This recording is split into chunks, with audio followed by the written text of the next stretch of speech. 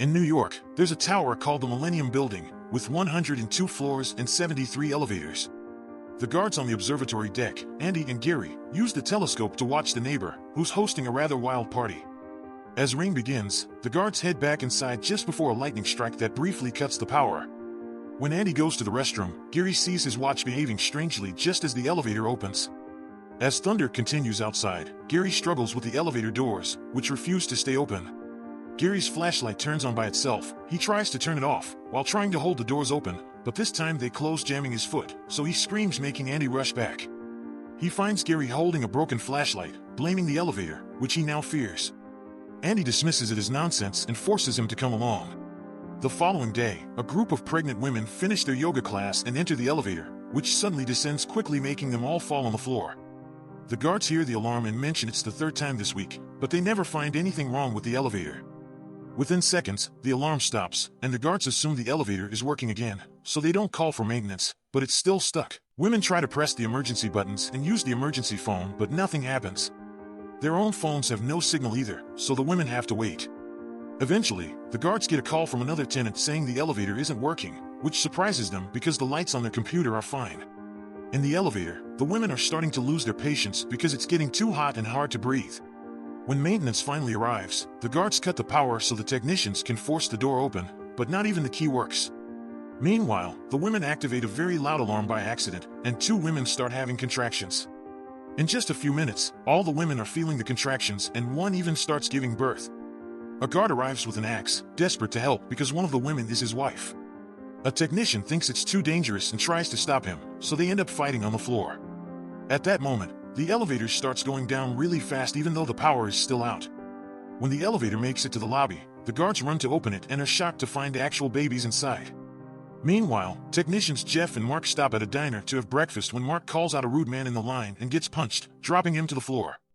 Their breakfast is interrupted when they get a call from their boss telling them to go to the Millennium Building to fix that same elevator from before. At the same time, reporter Jennifer is sent to the Millennium Building to cover the incident with the pregnant women, who are now being taken away in ambulances. Jennifer tries to ask the mothers some questions, but the cops forbid it. When Mark and Jeff arrive, they're told about the elevator issues and manager Milligan wants them to get it fixed quickly because he's afraid of getting sued. They both are taken to the engine room on the roof. During their checks, they chat about a mechanic who recently self-deleted, which is strange because he'd seemed very happy. The guy thinks the engine may have been hit by lightning, but Jeff considers the idea ridiculous. The duo carries out a thorough check but don't find anything wrong, so they just leave. In the meantime, a blind man is at the hairdresser's, who secretly gave him green hair. It turns out he uses being blind as an excuse to get too handsy with her, so this was her revenge. When he and his dog get in the elevator, he chooses to go down, but the elevator starts going up. It doesn't stop until floor 91, which is still under construction and currently empty, meaning nobody could have called it. The man presses a bunch of buttons, but the elevator doesn't work, so they come out. The doors immediately close and the elevator goes down without them. The man calls for another elevator, which causes the dog to growl. The elevator goes up at great speed, and when the screen announces floor 91, the doors open, but there's no box. He manages to hold onto the edge, and the dog tries to pull him out, but the weight is too much, and they both end up falling into the shaft. Later at night on floor 44, Andy and Gary are stealing some whiskey when they get a call from the security camera guys. They explain an elevator is quickly going up, but there isn't supposed to be anybody in the building at this hour. Eventually, the elevator stops and the doors open, but nobody comes out. They try to check on it, but Gary accidentally bumps into a statue and the noise causes the elevator to close and leave. They run downstairs and find the elevator open again on floor 40, but it closes as soon as they come closer. The little screen announces it's going back to floor 44, yet when Gary's flashlight starts malfunctioning, the doors open even though there is no box behind them.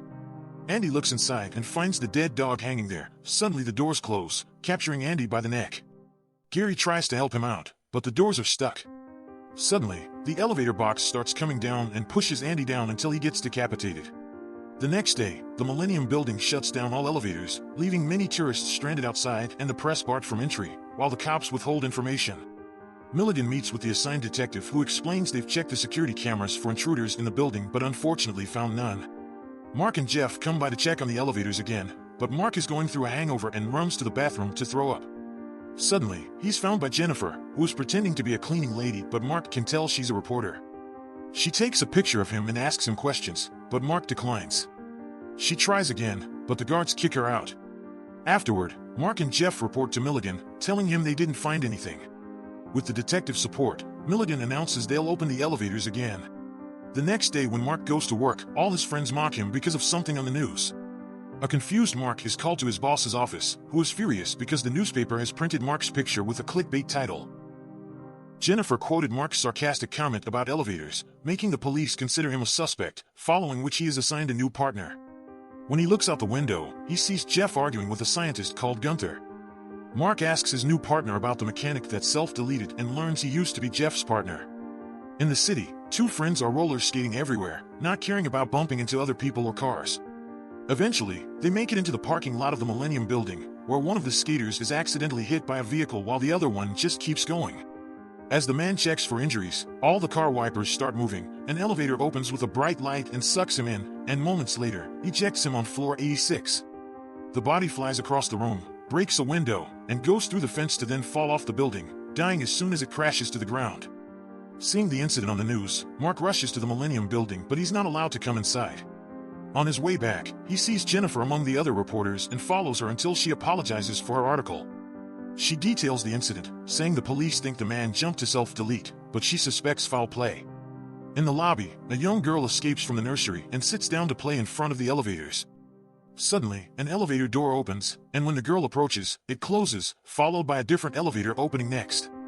The girl enjoys running between the doors for a while. The middle elevator rises slightly, creating a gap, and the girl looks inside. The teacher and Milligan hear a scream and run to the lobby. Thankfully, the girl is unharmed, but her doll is broken with its arm stuck in the elevator. Milligan is still confused as to how this may have happened and looks at the doll arm again to analyze it further.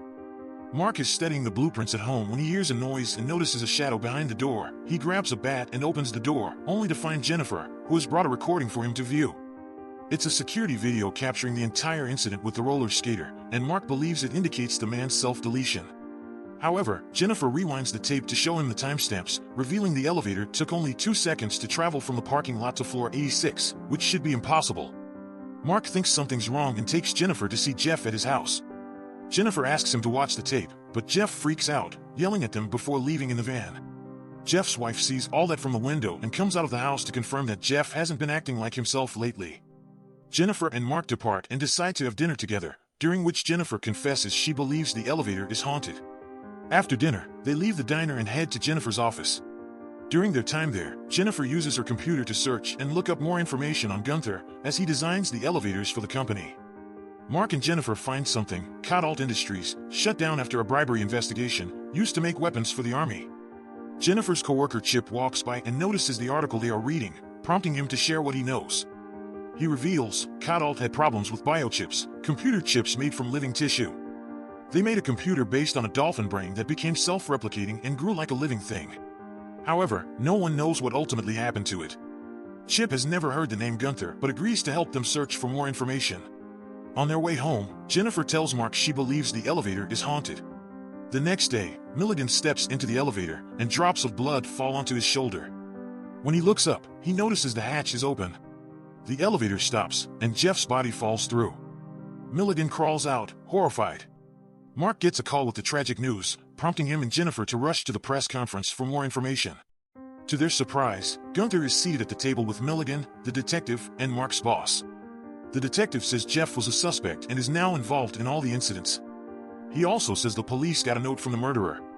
Mark can tell he's lying, but he stops Jennifer from questioning Gunther, because he thought knowing too much might make them look like suspects as well. The duo leaves the building, and Mark speculates that the police are helping Milligan cover everything up. He also tells Jennifer about Jeff's former partner, adding that he's beginning to suspect the self-deletion story was a lie. They head to Jeff's house to search for clues, but the police have already cleared everything out. Jeff's wife says he died like his partner, so the self-deletion story is fake. They visit Jeff's partner's widow, but she won't open the door, so Jennifer shows off her lock-picking skills. They go inside and find a creepy altar for the dead man. The widow finally agrees to talk, explaining that her husband was killed after being left to bleed inside the building for 3 days. She believes his spirit lingers and won't rest until he gets his revenge. At the Millennium Building, a large group of people enters the elevator, which begins ascending rapidly and skips all the floors the passengers selected. Soon, everyone starts crying or screaming in fear, and a child wets his pants.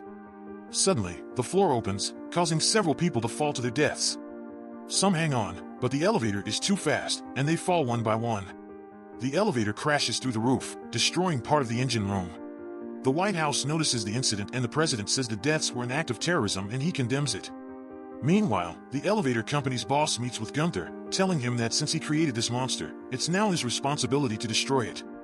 Back at the Millennium Building, the police arrive with more officers than usual as part of an official operation. Jennifer pulls up driving Jeff's van while Mark hides in the back. She pretends to be a company employee delivering materials for the investigation, but the police still want to search the van. She gets a call from Chip saying biochips are still being made, and now they're using humans. The police grow impatient with Jennifer stalling and force her to hang up before locking her in a room. Meanwhile, Mark sneaks out of the van unnoticed and enters the building by hiding under a police truck. As the cops continue bringing in boxes of ammunition and explosives, Mark carefully sneaks around and uses his master key to open a service elevator, jumping on top of the box just before the cops use it to reach the top floor. Once the coast is clear, Mark takes the stairs to the roof, avoiding a few cops before entering the engine room. There, he uses his key again to activate one of the main elevators, which is noticed by the guards. He then grabs a lamp, goes to the top floor, and gets into the elevator before the cops see him. The elevator doesn't move at all at first, but then Mark tries pushing the hatch open and it starts going down and then picks up some crazy speed. Pressing the buttons does nothing, so he short-circuits it and it stops. He climbs onto the top of the elevator box and uses the controls there to manage it. He ascends a few floors and halts the elevator when he notices a strange message written in blood on the wall. Mark checks inside a hole and is startled when a bird flies out, but finding nothing else, he resumes going up in the elevator. A few floors later, he spots a strange white substance in another hole and sees sparks coming from the cables above. When he tries to go higher, the police reach the engine room and deactivate the elevator, leaving Mark with no choice but to climb up using the cables. He finds a compartment in the wall and forces it open, causing the elevator box in the engine room to shake and spark. Inside the compartment, he discovers the large glowing biochip and immediately begins stabbing it multiple times. The elevator box in the engine room catches fire and starts going down. But Mark keeps stabbing the biochip. The police use explosives to blow open the elevator door, intending to capture Mark as they enter. The flaming elevator box gets closer, forcing Mark to move out of the way to avoid being crushed. Most officers manage to escape quickly, but one trips and ends up with his legs hanging over the edge, and the elevator box slices him in half on its way down. Mark prepares to escape, but a second elevator rises, causing cables to tangle around his legs and drag him along. Mark uses all his strength to break free from the cables and jumps off as the elevator crashes into the engine room. Seeing debris fall down his way, Mark hides under a beam. Meanwhile, Gunther arrives at the building and is allowed inside because he has a special pass. The operation leader expresses concern after seeing Gunther on the security camera, while Jennifer escapes the room by crawling into the vents. Mark leaves the elevator and steals a weapon from the police boxes and goes to floor 65, where he finds the biochip again. Just as he's about to shoot, Gunther appears beside him with a gun. Mark quickly disarms him, and a fight breaks out, during which Gunther tries to kick Mark into the elevator shaft. Gunther almost kills Mark, but Jennifer intervenes, grabbing the gun and forcing Gunther to surrender. Mark gets the police weapon again, but Gunther blocks the door to protect his creation. At that moment, the cops arrive, and Gunther uses the distraction to take Jennifer hostage, but she bites his hand and breaks free. Just then the elevator cables move like tentacles, grabbing him and pulling him to his death. Mark's leg gets tangled, so Jennifer throws him the weapon, and he kills the biochip. The explosion throws Mark back into the corridor, and the cables release Gunther's body. Sometime later, Jennifer picks up Mark from the hospital after he's recovered. They enter the elevator and are startled when it suddenly stops, but it turns out Mark accidentally pressed the emergency button and they end up kissing, while ending the movie on a perfect note. Thanks for watching.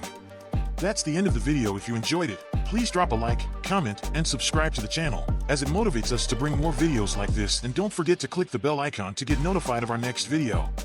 Thanks.